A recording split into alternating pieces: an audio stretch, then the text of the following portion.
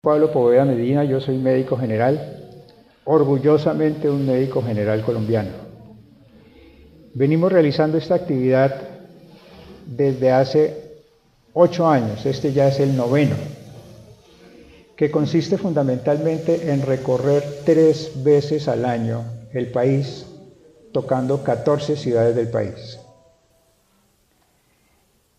El propósito, la intención, más que traer una actividad de tipo científico-académico, es ir construyendo lo que hasta ahora, la verdad sea dicha, hemos logrado, y es formar un tejido muy compacto de los médicos generales, no en 1, ni en 2, ni en 3 departamentos, sino en todo el país.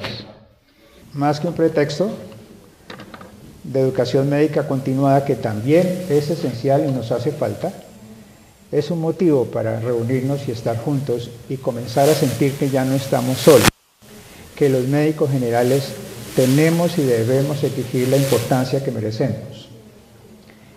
Y es que ha ocurrido algo realmente extraordinario, algo que yo he calificado con todas sus letras como que la nueva ley estatutaria va a partir en 2 la historia de la medicina en Colombia. Así de grave o así de importante es este hecho que ha ocurrido recientemente, la aprobación de la ley estatutaria. El asunto es que es muy frecuente en los últimos, digo yo, 8 o 10 años, que todos los gobiernos toman la iniciativa de arrancar con un proyecto para modificar la salud en Colombia. Y esos proyectos entonces son estudiados en el Congreso y tienen que dar vueltas y revueltas, digo yo. Tienen que pasar por la Cámara en 2 vueltas. Tienen que pasar por el Senado en 2 vueltas. Tienen que pasar por la plenaria, sea Cámara y Senado, en otras 2 vueltas. Es decir, el trámite no es fácil, el trámite es bastante dispendioso. Y cada vez que termina una de esas vueltas, que en total son como 6, entonces los medios de comunicación dicen: se aprobó la ley de salud. Y uno, como espectador en su casa, viendo a las 7 de la noche el noticiero, recostado en su cama después de un día de trabajo, dice: ¿cómo? ¿Se aprobó la ley de salud? ¿Y ahora qué? Y eso lo está oyendo uno cada 3 o 4 meses. Se aprobó la ley de salud. Ahora los pacientes tendrán derecho, ahora las EPS tendrán la obligación, ahora no tendrán la obligación. Y quedamos locos, y al día siguiente, después de ese noticiero, a las 7 de la noche en la cama, nos vamos para nuestro trabajo y los compañeros nos preguntan: oiga, que se aprobó la ley de salud, ¿y entonces ahora qué? No sabemos. No, pero es que ahora no, el paseo de la muerte se va a acabar. Pues eso dicen, pero realmente no estamos informados. Y ese ha sido esencialmente el problema de nosotros los médicos y en general todos los profesionales de la salud, que no estamos suficiente y adecuadamente informados. Y yo creo que ese es el peor pecado que estamos cometiendo, una adecuada información en los temas que tienen que ver con la normatividad que nos rige. Entonces, ¿qué ocurrió? Con la última intención con la última iniciativa que arrancó hace 2 años,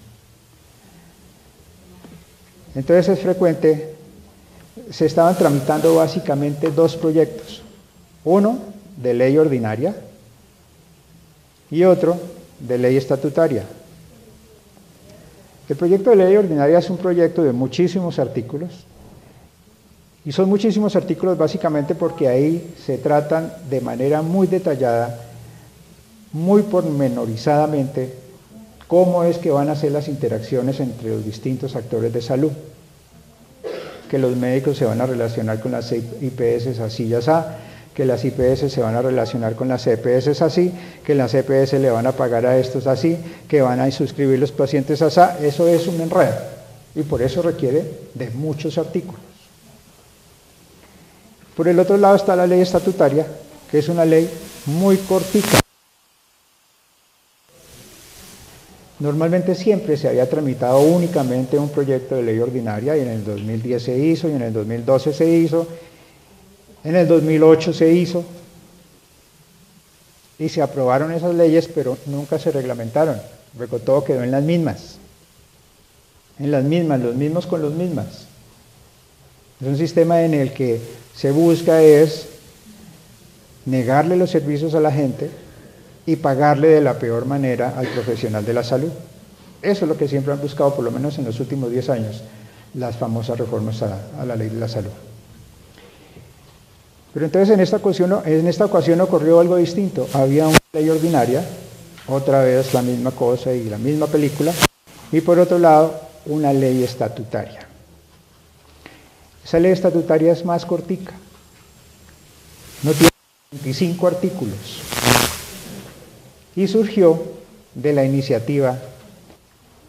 Y finalmente, de todo lo que se habló y de todo lo que se dio vueltas en el Congreso, y primera y segunda y 2 años en ese vueltas y revueltas, discusiones, dinero que dicen circuló de manera muy copiosa en el Congreso, eso es lo que dice la gente, aparentemente fue así. Finalmente, después de todos esos ires y venires y todas esas platas que aparentemente corrieron, todo eso se cayó, todo eso murió. Lo único que quedó en firme, lo único que quedó en blanco fue esta ley estatutaria. Y por eso considero que es importante que le hagamos un análisis de qué fue lo que ocurrió con esta ley estatutaria. ¿Quién es entonces la Junta Médica? La Junta Médica está conformada por 5 organizaciones que dicen representarnos a los médicos. Una es la Academia Nacional de Medicina, otra es la Federación Médica Colombiana, otra es la Asociación de Sociedades Científicas, otra es la Asociación Médica Sindical ASMEDAS del nivel nacional, y la otra es la Asociación de Internos y Residentes. Esas 5 organizaciones, sus cabezas, sus presidentes de cada una de ellas, vámonos y redactemos unos puntos que nosotros consideremos que deben quedar incluidos en el nuevo proyecto de ley de reforma a la salud. Y se sentaron e hicieron una cosa de 14 puntos. Y eso lo hicieron en marzo, como dice aquí, del 2013.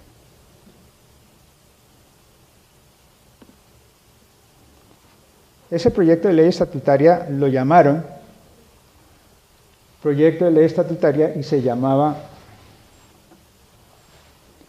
proyecto de ley 209.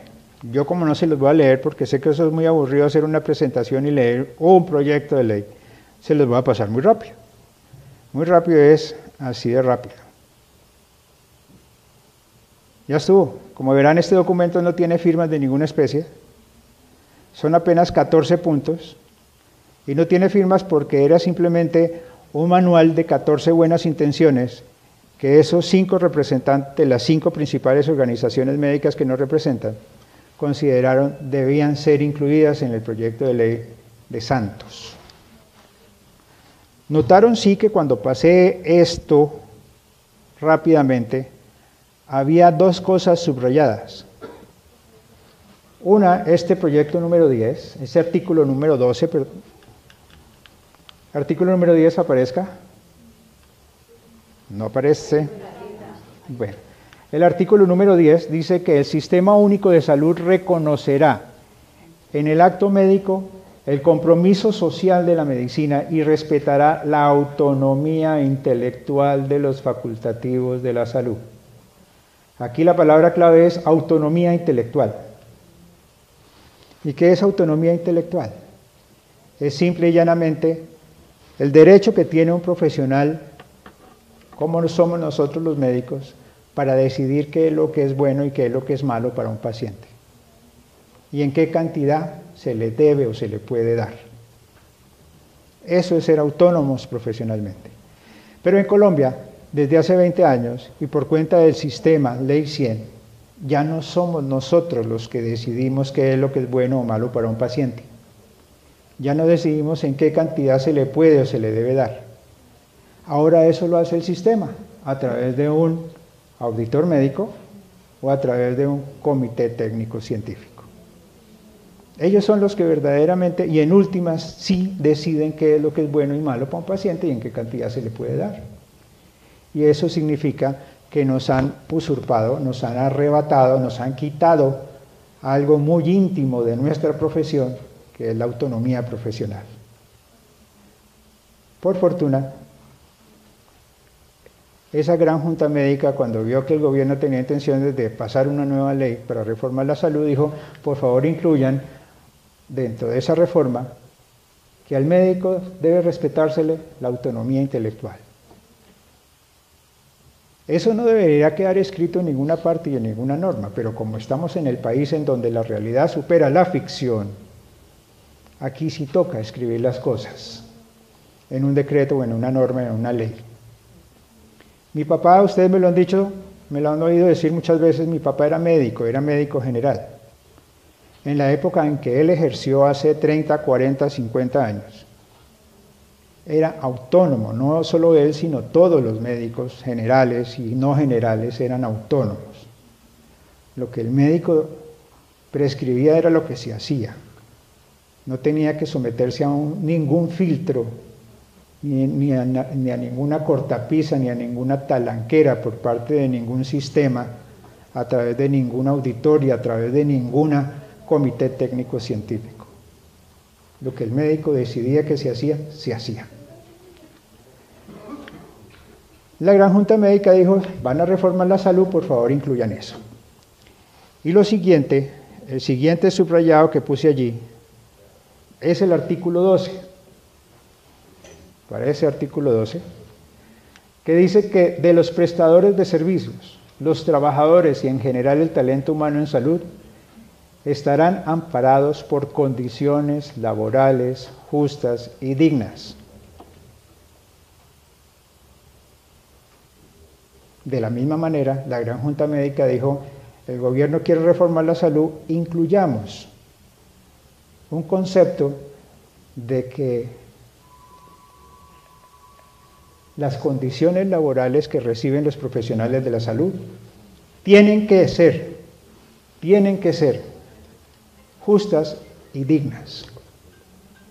De la misma manera, como les dije hace un momento, esto no tendría que escribirse en ninguna parte. De la misma manera que les dije con el artículo pasado, en la época de mi papá, médico general, eso se daba por entendido, por hecho, que las personas debían recibir un trato laboral digno y justo. Pues bien, le hicieron la propuesta al gobierno de que incluyera también ese puntico. Además de la autonomía, que incluyera que al profesional de la salud se le diera un trato digno y justo. Pero hasta ahí solo eran propuestas. Ya lo demás ustedes lo han visto por televisión. Curiosamente, los otros artículos son los que sí salen en televisión, pero estos dos que yo les mostré no salen en televisión, pero allí están escritos. Porque es que pareciera que a nadie le interesa lo que nos está pasando a nosotros, que es muy grave.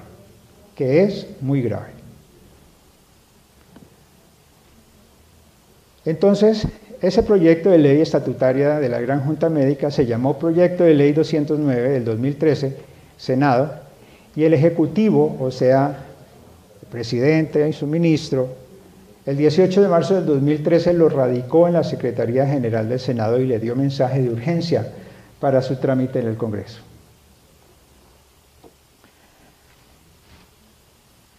Aquí algo hice mal. Eché un botón que no era y ya. A mí como que se me olvidó manejar estos aparatos.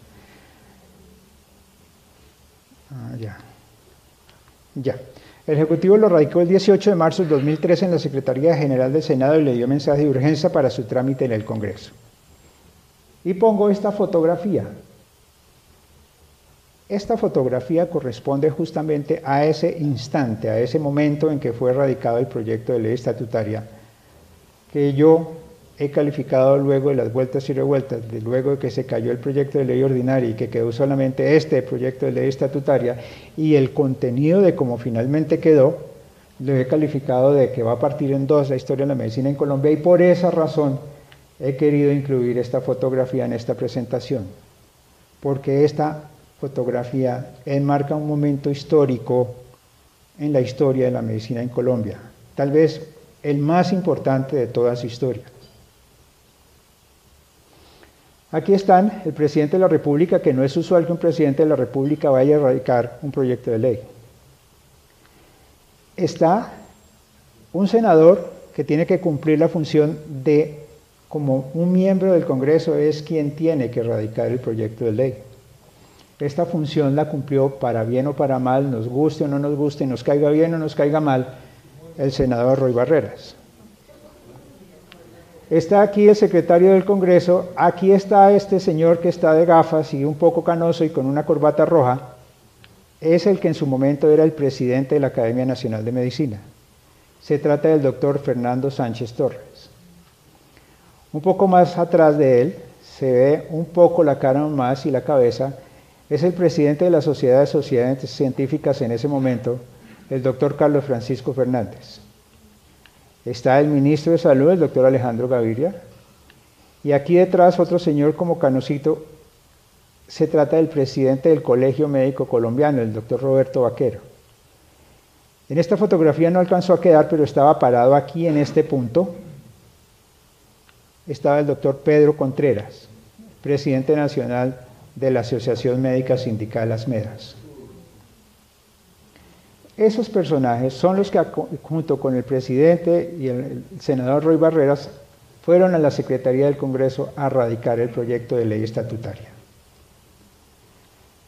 Esos 14 puntos, esas 14 sugerencias que le hacía el gremio médico al presidente de la República. El presidente de la República, no sé realmente todavía cómo calificarlo, si fue un gesto generoso o fue una jugada estratégica.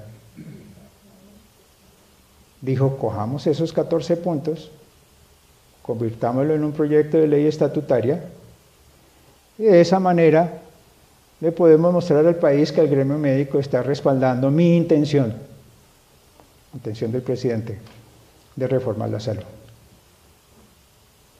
Sea como sea, el proyecto se radicó y arrancó el estudio en el Congreso. Usualmente, como les digo, con todas esas vueltas que dan los proyectos de ley en el Congreso, eso se demora entre 1 y 2 legislaturas, es decir, entre 6 meses y 1 año. Aquí lo llamativo es que el 20 de julio, finalmente el 20 de julio del 2013, o sea, si miramos la diapositiva, esto había sido radicado el 20 de junio.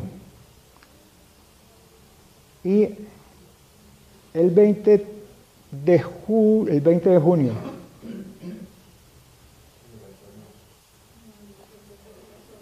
y aquí está, había sido radicado, esto no me está colaborando hoy este equipo, marzo 13 a 20 de junio, 3 meses. 3 meses y algunos días, ya, aprobado la ley estatutaria. Solo 3 meses. Y aparte de eso, los artículos que eran 14 se convirtieron en 26. Eso ya comenzaba de por sí a sonar un poco extraño. Un tiempo muy corto para analizar un proyecto de ley estatutaria tan importante, y aparte de eso se había demorado muy poquito. Y aparte de eso, cuando leímos, los que le hemos seguido, digamos, la cuerda a todo este proceso, vimos que la intención del gobierno no era otra que la de acabar con la tutela, la de seguir manoseando o usurpando la autonomía de los profesionales de la salud, la de introducir un concepto que ellos llaman de sostenibilidad fiscal, que significa que cuando a un paciente se le acaba la plata o se le acaba el cubrimiento de su plan, entonces tiene que meterse la mano al bolsillo o salir y pedirle prestado para poder continuar con su tratamiento. De eso se trata el concepto de sostenibilidad fiscal del gobierno. Y de esa manera era que iba a salir el proyecto de ley estatutaria. Lesivo para la gente, lesivo para los profesionales de la salud, en donde iban a poder seguir manteniendo de una manera intacta lo que muchos han dado en llamar el negocio de la salud, su negocio de la salud. Pero resulta que una vez sale del Congreso, todavía no se ha convertido en ley de la República, le hace falta todavía un detallito, mejor, 2 detallitos. Después de que sale del Congreso, aprobado, para convertirse en ley de la República tiene que ir a la Corte Constitucional, máxime si se trata de una ley estatutaria, a ser sometido a un examen de constitucionalidad. Es decir, para que la Corte Constitucional coja con una lupa artículo por artículo y lo revise y diga, sí, esto está acorde con la Constitución o esto riñe o no está acorde con la Constitución. Eso normalmente se puede demorar 3 meses, 4 meses. Pues aquí se demoró 1 año. 1 año para examinar 24 artículos. Eso también es poco usual. Así como fue muy poco usual que todo el trámite del Congreso no se surtiera sino en 3 meses, muy extraño, fue también muy extraño, igualmente extraño o tan extraño, que el examen de constitucionalidad en la Corte Constitucional se demorara 1 año. Y hubo un momento entonces en esos en que el 20 de julio del 2013 el proyecto pasó a control previo de la Corte Constitucional, que en abril del 2014, junio, agosto, septiembre, octubre, noviembre, diciembre, enero, febrero, marzo, abril, 9 meses, convocó a una audiencia pública en la que el gobierno y la Gran Junta Médica defendieron los contenidos de la iniciativa. ¿Por qué el gobierno? Porque él era el que estaba, digamos, tirando para un lado. Y la Gran Junta Médica era la que estaba tirando para el otro lado. Y la Corte Constitucional dijo, bueno, venga, pónganse de acuerdo y háganlo delante mío a ver a quién le creo. Para que finalmente en mayo, o sea, al año de haber comenzado a estudiar el examen de constitucional, la Corte Constitucional divulgó el comunicado a través del cual anunció la aprobación con condiciones del articulado. Se aprobó, pero con condiciones. Apareció una nueva palabrita, condiciones. Y ya no le quedaba faltando sino un solo detallito, que era la firma presidencial. Pero a quienes le hemos seguido la cuerda a este proceso dijimos, ¿cómo es el cuento de las condiciones? El cuento de las condiciones es otro documentico que les traigo yo a ustedes aquí. La Corte publicó un comunicado con las condiciones. Tampoco se los voy a mostrar ni se los voy a leer porque eso es muy aburridor. Además, la gente de la Corte Constitucional escribe que da gusto. Ellos sí no les da pereza escribir y analizar. Aquí está primero que todo transcrita toda la ley, es decir, los 26 artículos. Se los muestro rápidamente. Están notando lo que yo estoy notando, que hay unos resaltados en amarillo. Y finalmente aquí termina el análisis de la ley, la transcripción de la ley, artículo 26. Y de aquí para abajo empieza la decisión de la Corte Constitucional. Miren dónde está el cursor. Es decir, que más de la mitad del documento, que tiene 13 páginas, más de la mitad del documento son el análisis. Ahora, este es un análisis resumido, porque el análisis verdadero, largo, como un libro, es como un álgebra de Baldor. Es un libro grande. La inquietud era entonces que fue las condiciones que le puso la Corte Constitucional a todo este cuento. Vamos a ver 2 o 3 ejemplos muy sencillos, muy elementales. Este primero es llamativísimo, supremamente llamativo. Dice, oportunidad. La prestación, si uno lee esto en la sala de su casa o en la sala de estar de una clínica con varios compañeros, bien relajado mientras se toma un tinto, dice, venga, leemos la ley estatutaria, y uno le lee, por ejemplo, esto, dice, oportunidad. La prestación de los servicios y tecnologías de salud que se requieran con necesidad deben proveerse sin dilaciones que puedan agravar las condiciones de salud de las personas. Uno dice, maravilloso, buenísimo. Ese gobierno sí, mejor dicho, entendió cómo era. el gobierno ahora sí quiere ponerse a favor de la gente. Es que el presidente y el ministro son los mejores seres que ha pisado este universo. Pero la Corte Constitucional, no yo, la Corte Constitucional dice un momentico, es que ahí ustedes han puesto unas palabritas que son como, un momentico. Dice, por ejemplo, la palabrita que se requieran con necesidad, hágame el favor y la quitan. ¿Por qué? Porque si yo soy el médico tratante y digo, la prestación del servicio de tecnología en salud que se requiera con necesidad, para mí un servicio y para el paciente que está enfermo, él puede ser muy consciente de que se requiere un servicio con necesidad apremiante. Pero si el auditor y el comité técnico científico dice que no le parece que sea necesario, ¿qué pasa? Se lo niegan. La Corte sí se pilló la cosa y dijo, quiten esa palabra, porque eso se va a prestar para que haya controversia entre el comité técnico científico y el auditor y por el otro lado el médico tratante y los propios pacientes. ¿Y quién gana ahí? El sistema.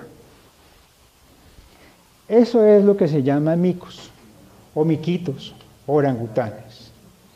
Esa redacción, esa semántica muy finamente manejada por los congresistas, en que uno si lo lee en la sala de su casa o en el estar de su clínica queda convencido de que ahora sí están a favor de la gente, cuando es lo contrario, eso es lo que se llama un mico.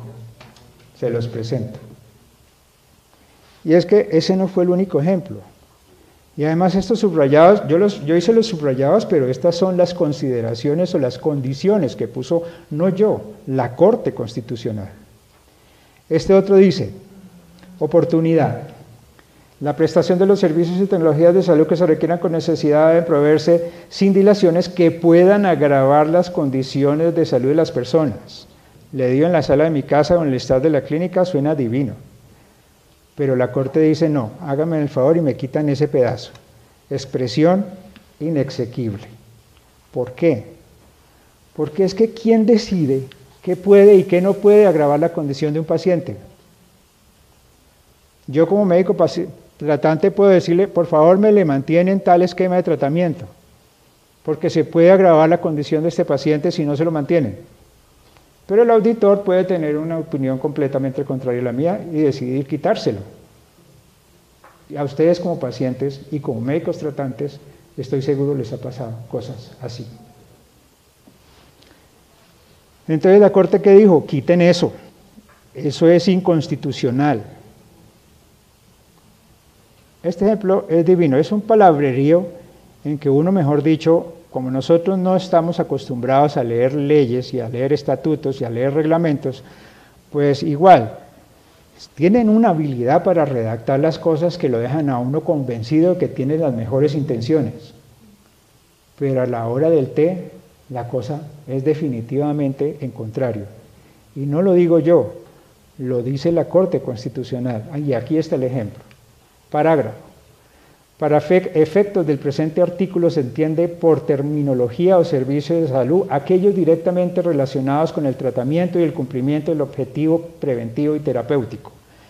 Aquellos servicios de carácter individual que no estén directamente relacionados con el tratamiento y cumplimiento del objeto preventivo terapéutico podrán ser financiados en caso de que no existiese capacidad de pago con recursos diferentes a los destinados al cubrimiento y servicios y tecnologías en salud en el marco de las políticas sociales del Estado. Es decir, ahí están enredados para uno ese párrafo tan largo que uno queda como loco y mejor paso al siguiente. Pero ¿qué hizo la Corte Constitucional? La Corte, ante ese párrafo tan largo, dijo sencillamente, párrafo inexequible, quítenlo. ¿Por qué?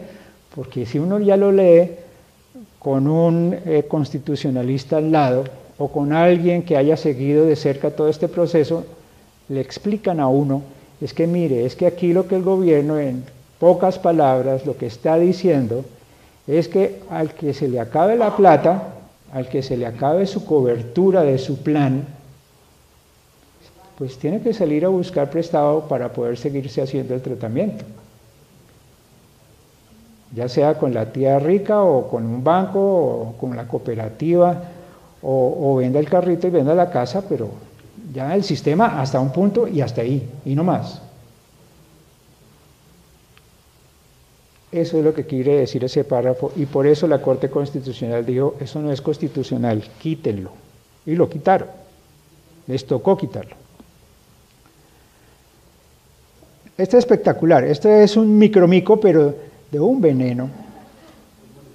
De un veneno, es como con medicina le dicen a uno que esas heridas chiquiticas, puntiformes, esas son de pronto las más peligrosas. Esta tiene esas características. Es una herida puntiforme, pero de esas peligrosísimas. ¿Por qué? Porque aquí, ¿qué dice? Agotar las posibilidades razonables de tratamiento efectivo para superación de su enfermedad. Uno lee eso en la sala de su casa o en el estar de su clínica y dice, el gobierno ahora sí se la jugó por la gente. Pero es al contrario. Aquí la palabrita venenosa de razonable y la otra de efectivo implica que ante un tratamiento y enfrentados en opiniones, el comité tecnocientífico con usted, gana el comité tecnocientífico, quien puede parecerle que el tratamiento no es razonable, mientras que a uno le parezca como médico o como paciente que sí es razonable. Y lo mismo el auditor, representantes del sistema, les puede parecer olímpicamente que no es efectivo y por lo tanto negarlo. Entonces sí se dan cuenta cómo la Corte Constitucional fue cambiándole la cara a un proyecto de ley que iba a salir de una forma y hizo que saliera de otra forma.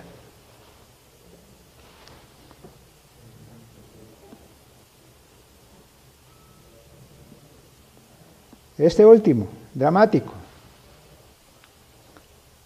Los efectos del incumplimiento de estos deberes solo podrán ser determinados por el legislador. En ningún caso su incumplimiento podrá ser invocado para impedir y restringir el acceso oportuno a servicios de salud requeridos con necesidad. Cascarita, veneno. Una sola palabra, pero con un veneno mortal. ¿Quién decide que esto sí es con necesidad y esto otro sin necesidad? En una disputa de opiniones, ¿quién gana? Enfrentados un auditor frente a un médico general. Pues gana el auditor.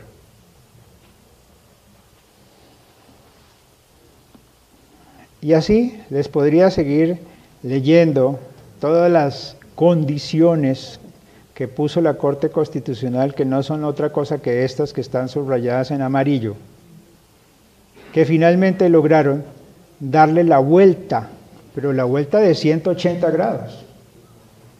Me faltó leerles uno en donde decía que había que acabar con la tutela y la Corte Constitucional les dijo, ustedes les apruebo ese artículo siempre y cuando no se les vaya a ocurrir por ningún motivo acabar con la tutela, para que vean que no son mentiras y que es muy importante, vamos a mirar. Aquí dice, establecer mecanismos para evitar la violación del derecho fundamental a la salud. Y aquí dice, la Corte Constitucional dice, declarar exequible, o sea, válido el artículo 5, numeral D, en el entendido de que la atribución del deber de adoptar mecanismos para la validación del derecho prevista en el literal D no dará lugar a expedir normas que menoscaben el mecanismo de protección a los derechos fundamentales. Ustedes saben que la tutela es un derecho fundamental, pero es que este es tal vez más explícito. Aquí dice, adoptar la regulación y las políticas indispensables para financiar de manera sostenible, bueno, ese es el de sostenibilidad fiscal, que al que se le cabe la plata, entonces salga a pedir préstamo.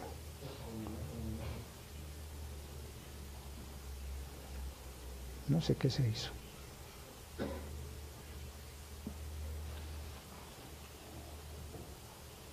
Aquí está de primero, artículo primero.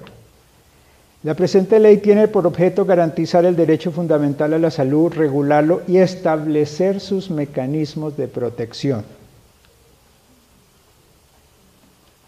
En la sala de la casa o en el estar médico eso suena perfecto, pero la Corte Constitucional, que sí sabe cómo es que son sus vecinos de cuadra, dijo: declarar exequible el artículo primero, el entendido de que la expresión establecer sus mecanismos de protección no dará lugar a normas que menoscaben la acción de tutela. ¿Por qué? Porque es que tranquilamente el Ejecutivo puede decir: no, mire, yo tengo el derecho de establecer mecanismos de protección del derecho a la salud, y a partir de hoy he decidido que la tutela deja de ser un mecanismo de protección de la salud.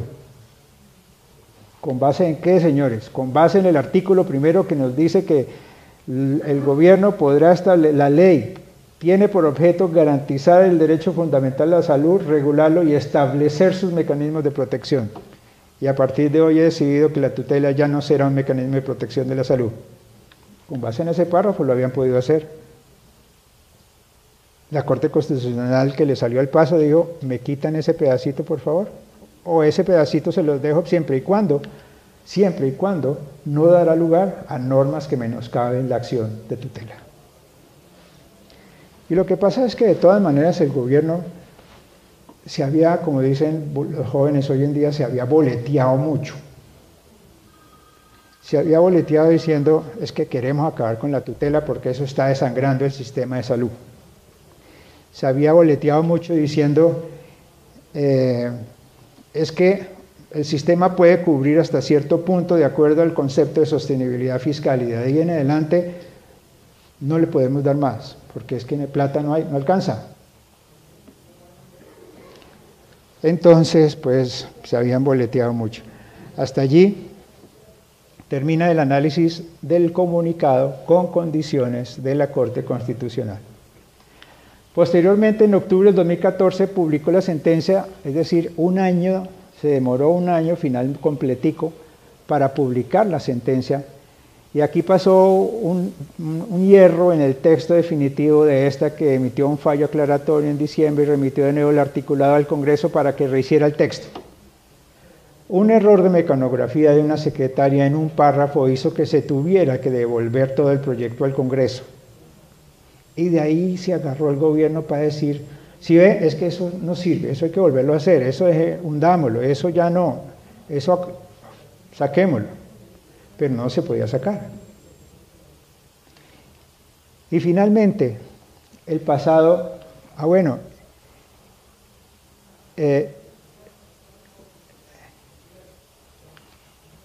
la sentencia se publicó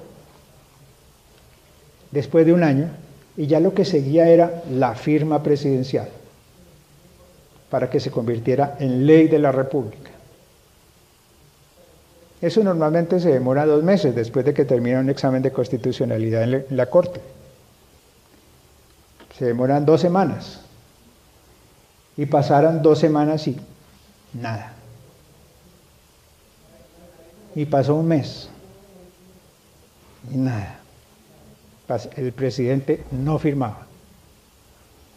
Pasaron 2 meses y tampoco. Algo que se demora habitualmente 2 semanas. Pasaron 6 meses y nada. Pasaron 8 meses y tampoco. Pasaron 10 meses y no firmaba, y todo el mundo desesperado: pero ¿por qué es que el presidente no firma? Entrevistaron al ministro y el ministro dijo: lo que pasa es que la Corte Constitucional no entendió bien el proyecto de ley.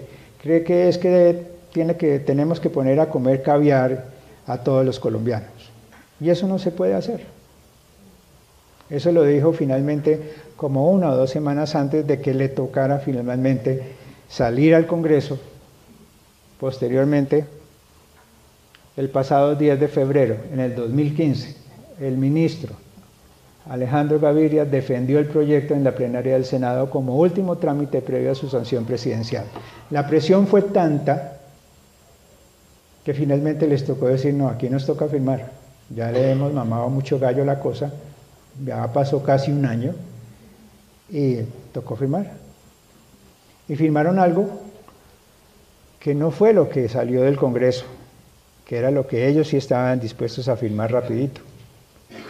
Firmaron algo totalmente opuesto a lo que ellos querían que saliera, y opuesto porque pasó un trámite en la Corte Constitucional que le cambió por completo la cara a ese proyecto de ley. Esa es la verdadera y triste historia de lo que yo he dado en llamar el más complicado parto distóxico de la historia. Finalmente, nació ese muchachito y se llama Ley Estatutaria en Salud.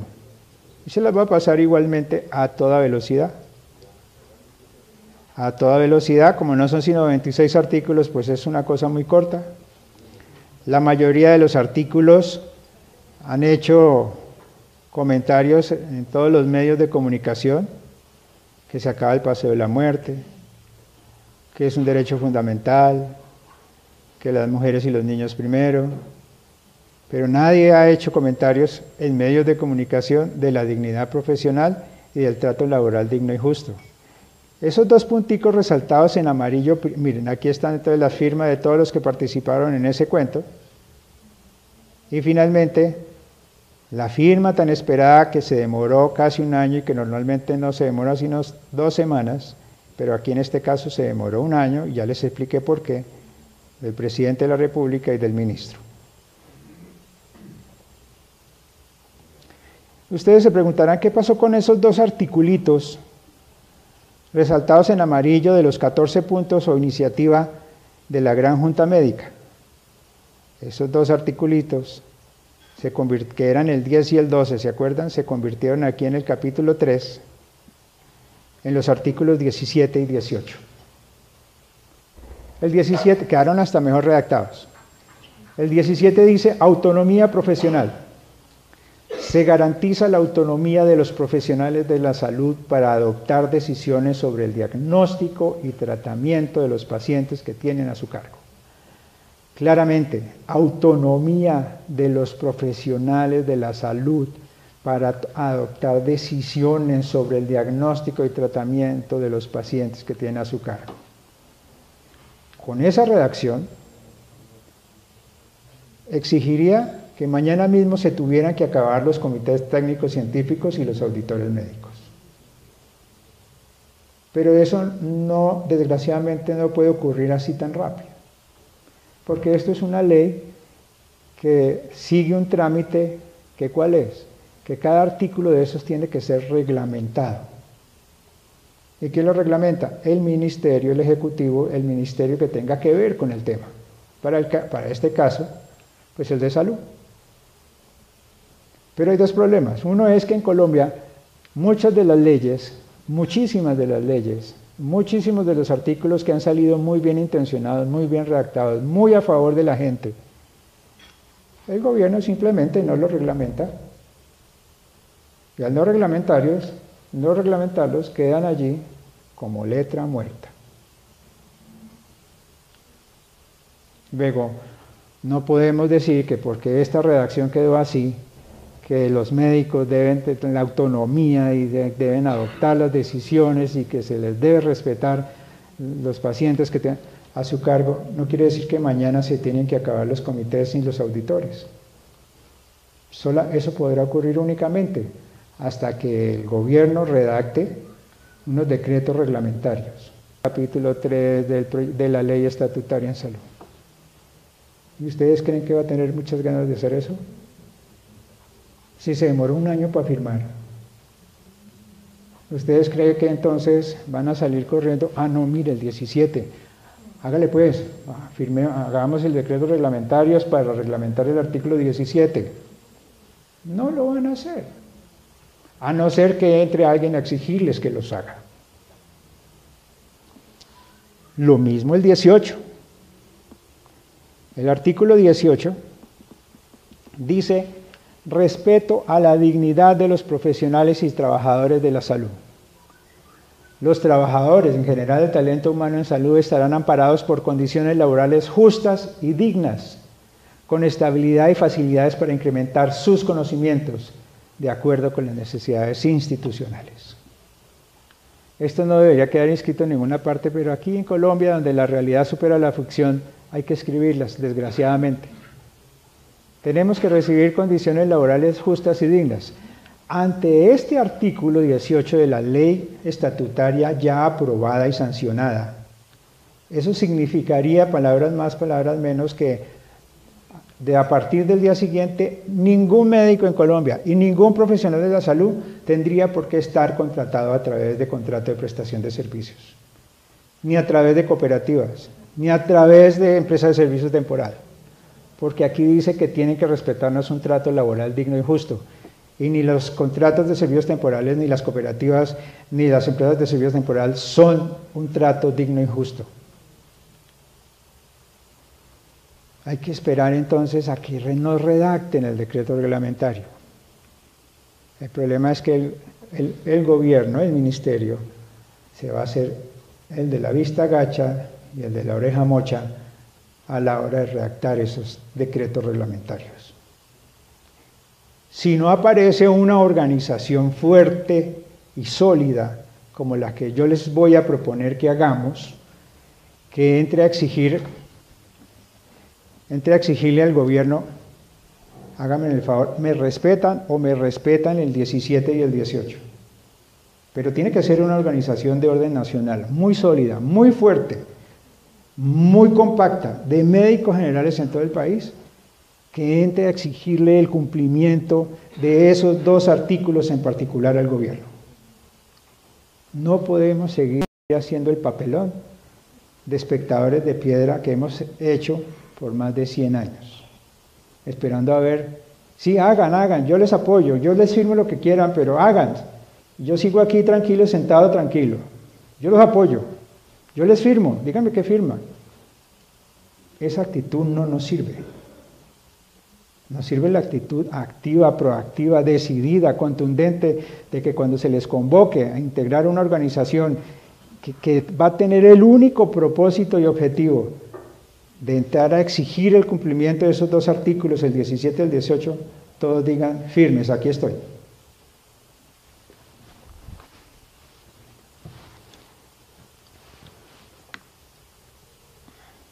Y es que tenemos muchísimas razones por las que tenemos que hacerlo. A través de estos años en que hemos recorrido 3 veces al año, 9 años haciéndolo, 14 ciudades del país. Este año completamos 9 años haciéndolo. Ustedes nos han ayudado, ustedes los médicos generales de todo el país nos han ayudado a identificar 11 razones por las que creemos que los médicos generales tenemos que organizarnos y conformar la más grande organización médica en Colombia. No es que si amanecimos con ganas o si me queda algún tiempito, no, es que tenemos que hacerlo. Así no nos guste, o por más que no nos guste, o por más que nos parezca difícil y aburridor, tenemos que hacerlo. Finalmente representamos el 75% de la fuerza médica en Colombia, que es una situación muy favorable que, bueno, sería muy favorable si la hiciéramos respetar. Y esas 11 razones son las siguientes. Esta primera dice, pauperización del salario del médico general. Hoy en día un médico general gana lo mismo que ganaba hace 14 años. ¿Cómo? ¿Exagerado? ¿Menos? Bueno, probablemente sí, probablemente no, pero los cálculos míos son de 14 años y yo tengo aquí una prueba de que eso es así. Aquí traigo bajo la manga la prueba reina de que eso que estoy diciendo es cierto. Como esto se ve tan mal, yo logré hacer aquí una brujería que hace que todos lo vean grande. Esta es una certificación que me entregaron a mí.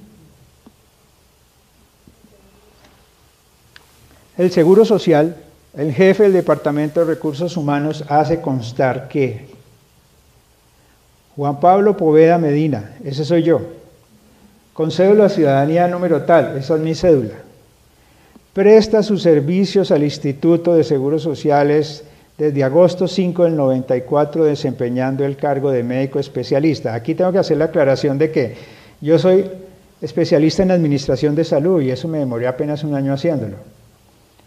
Pero se pudo hacer la jugadita de meter ese papel en el departamento de personal para que me pagaran lo mismo que le pagaban a un especialista, que eran apenas 160.000 pesos más de lo que le pagaban a un médico general. La diferencia no eran sino 160.000 pesos. Eso no era ilegal, eso se podía hacer, y que como médico especialista, 160.000 pesos más que un médico general, en esa época, asignación básica mensual de 2.446.000 pesos. Eso ganaba de básico hace 14 años, de básico. Hay muchos de ustedes que ganan menos que eso. Hay algunos de ustedes que ganan probablemente igual a eso. Y estoy seguro que son muy poquitos de ustedes los que ganan un poco más que eso. Pero vuelvo y le repito, eso no era lo que yo recibía en mi cheque mensual. ¿Por qué? Sigamos leyendo. Incluyendo incremento por servicios y prestados en una jornada de 8 horas. Esto no eran 14 horas ni 16, eran 8 horas. Con una vinculación. Este computador me la quiere jugar hoy completica. ¿Qué le hago? No, es que se varó. De esta.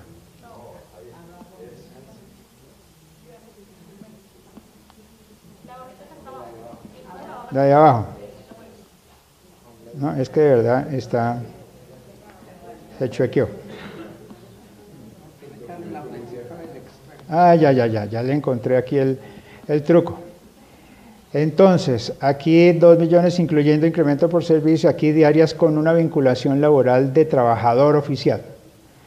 ¿Cuántos de los que están aquí acompañándonos tienen un vínculo laboral? Levanten la mano. Vínculo laboral formal. Poquitos, ¿cierto? Poquitos. Aquí después dice que al cierre de la nómina del mes de abril del 2001 registra una cesantía parcial acumulada de 21 millones de pesos. Esa palabra parece que ya hubiera salido del léxico de los médicos, cesantía. ¿Cuántos tienen acumulada una cesantía? Muy bien, poquitos de todas maneras, poquitos. Pero les decía que eso no era el cheque que me llegaba a mí mensual, hace 14 años, que en el año recibe 2 primas de servicio equivalentes cada una al 100% del salario y una tercera prima de vacaciones equivalente a 25 días de asignación básica. 3 primas. Y una cuarta prima técnica, igual al 15% de la asignación básica mensual. En conclusión, yo recibía 4,5 millones, porque además hacía extras y me lo reconocían. Hacía festivos y me lo reconocían doble. Hacía festivos nocturnos y me los reconocían triple. No, señor. No, señor. Esas son condiciones laborales justas y dignas que estamos todos en la obligación de reclamar. Estamos en la obligación de reclamar. Para que vean que todo esto no es mentira, esto se expide a los 9 días del mes de mayo del 2001, hace 14 años. ¿Será que esta no es una razón suficientemente contundente para entender que tenemos que, no es que si de pronto nos dan ganas o de si de pronto no tenemos otra cosa que, no, es que tenemos que unirnos? ¿No es esa una razón suficientemente contundente para ustedes? La segunda dice intermediación laboral, nos siguen contratando a través de cooperativas y contratos de prestación de servicio, empresas de servicios temporales, pseudosindicatos en abierta contraposición a las políticas de normalización del empleo actual del gobierno. Pérdida de la autonomía profesional y la subsecuente limitación para ejercer la verdadera medicina para la cual hemos sido formados. En una encuesta que hice recientemente, probablemente algunos de ustedes la han respondido, hay una pregunta que dice: de lo que aprendió en la universidad, ¿en qué porcentaje cree que el sistema le permite ejercer? Y son 4 opciones. La primera es: me permite ejercer menos de un 25% de lo que aprendí en la universidad. La segunda opción: me permite ejercer entre un 25 y un 50% de lo que aprendí en la universidad. La tercera opción: me permite ejercer entre un 50 y un 75% de lo que aprendí en la universidad. Y la cuarta opción: me permite ejercer más del 75% de lo que aprendí en la universidad. Pues el 80% ha respondido que únicamente le dejan ejercer menos del 25% de lo que aprendió en la universidad. Esa no será una causa justa, una razón de peso para entender que tenemos que unificarnos, cuando además ya todos los demás gremios se han unido, hasta los paperos y los arroceros y los vendedores ambulantes, y nosotros seguimos en el papelón de invitados de pie. Cuarto, explotación y sobrecarga laboral. Bueno, en eso sí son ustedes expertos, no tengo que explicar ahí nada. Quinto, politización de los nombramientos, principalmente en el sector público. Sexto, acoso laboral, en eso también son expertos ustedes. Podrían escribir un tratado de eso. Séptimo, ausencia de educación médica continuada de calidad. Octavo, evasión y elusión en el pago de parafiscales por parte de muchos de nuestros empleadores, lo que sumado a los bajos salarios ha ocasionado que después de 20 años de Ley 100 y luego de toda una vida dedicada al ejercicio abnegado de la medicina general, estén apareciendo los primeros médicos generales pensionados con apenas un poco más de un salario mínimo. Y es que a mí me pasa en estos 9 años de estarle dando la vuelta al país 3 veces al año, en todas las ciudades casi siempre me encuentro un médico ya con canas o barrigón así como yo, y me dice: no, doctor, yo ya pensionado. Yo: qué bueno, ¿y estás contento? Pues más o menos. ¿Y cómo te salió la pensión? El mínimo. El mínimo. Y a ustedes les va a pasar lo mismo. Porque si averiguan un poquito, las empresas para las que están cotizando, ¿sobre qué están cotizando? Están cotizando sobre 1 o 2 salarios mínimos. ¿No será esa una razón suficiente para decir ya no más? Noveno, muy escasas oportunidades de especialización por falta de suficientes plazas para hacer residencia en Colombia. Décimo, el no pago de reconocimiento económico a internos y residentes por su importante labor asistencial. Y la última, la número 11. Cuando llego a este punto de la presentación no me dan ganas de pasar la siguiente diapositiva porque me da vergüenza, porque me da una mezcla de vergüenza y rabia que es difícil de soportar. La creencia generalizada entre los colombianos de que los médicos generales estamos mal preparados y de que por tal razón lo único que sabemos formular es ibuprofeno, desconociendo que es el sistema el que nos restringe para poder ejercer la verdadera medicina para la cual hemos sido formados. Mi invitación final es que estén pendientes de una próxima invitación que pensamos hacerles para conformar esa organización que necesitamos con tanta urgencia. Muchas gracias.